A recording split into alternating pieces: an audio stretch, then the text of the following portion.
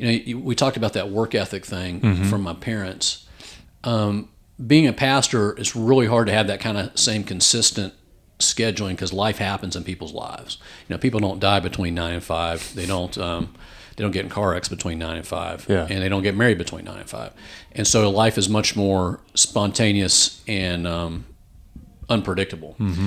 And so it was all very meaningful because when you're the pastor, you get invited into people's lives in a way that you don't when you're not the pastor. And it's not you, it's the office. Because when I left being a full-time pastor to become more of an evangelist, a lot of those moments go away. When those crises happen or these wonderful moments of celebration happen, you're not really there anymore. So it was a really great sacred privilege. At the same time, I think two things. One is being in the United Methodist Church was always a struggle for me. And I knew it was a struggle, but I didn't realize the longer I was in the United Methodist Church, the more I realized it was a struggle for me for all kinds of reasons, theologically, organizationally, what have you. And so there was always sort of this sense of I'm doing the right stuff, but I'm not sure I'm in the right place. And then there was also, I think if I really identified my gifts, and anybody that knows me, I'm really more of an evangelist than I'm as a pastor.